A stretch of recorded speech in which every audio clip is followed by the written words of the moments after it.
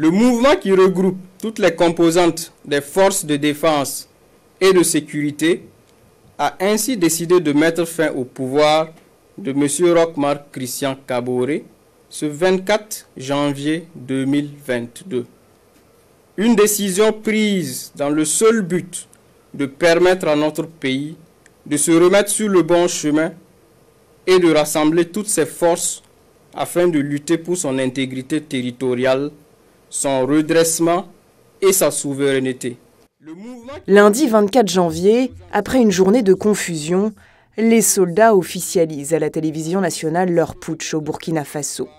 Une annonce acclamée par des centaines de partisans de la junte rassemblés sur la place de la Nation, au cœur de la capitale. Ça fait 6 ans qu'on est dans ce chiffre-là. À cause du colonel Dambiba avec son équipe, avec son corps armé, nous sommes sauvés à partir d'aujourd'hui. On remercie Dieu. Le nouvel homme fort du pays, c'est lui, le lieutenant-colonel Paul-Henri Sandaogo Damiba, 41 ans, diplômé de l'école de guerre de Paris. Il venait d'être nommé commandant de la 3e région militaire du pays en décembre. En 2015, cet ancien membre du régiment de sécurité présidentielle, l'ancienne garde rapprochée de Blaise Compaoré, s'était opposé à une tentative de putsch avorté. Les putschistes ont poussé à la démission le chef de l'État burkinabé, très contesté depuis plusieurs mois.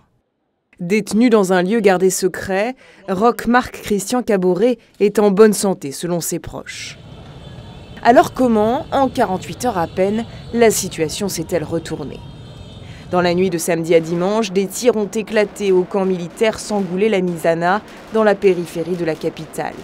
Dimanche matin, plusieurs dizaines de soldats, Kalachnikov à la main, sont sortis de ce camp pour tirer en l'air.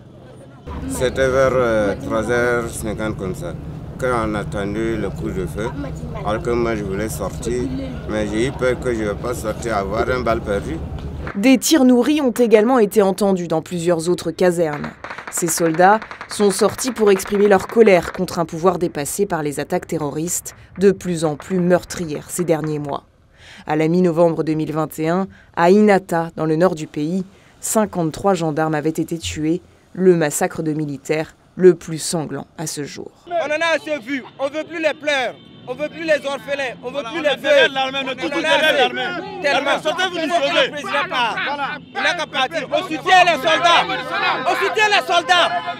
Qui ne se laissent pas faire. Demain, après-demain, même demain, on est avec l'armée. Abba MPP, Abba c'est régime sanguinaire et suicidaire. Abba la France. Les putschistes ont annoncé la fermeture des frontières terrestres et aériennes à partir de minuit, dissout le gouvernement ainsi que l'Assemblée nationale et suspendu la Constitution. Un couvre-feu a également été décrété de 21h à 5h sur l'étendue du territoire jusqu'à nouvel ordre.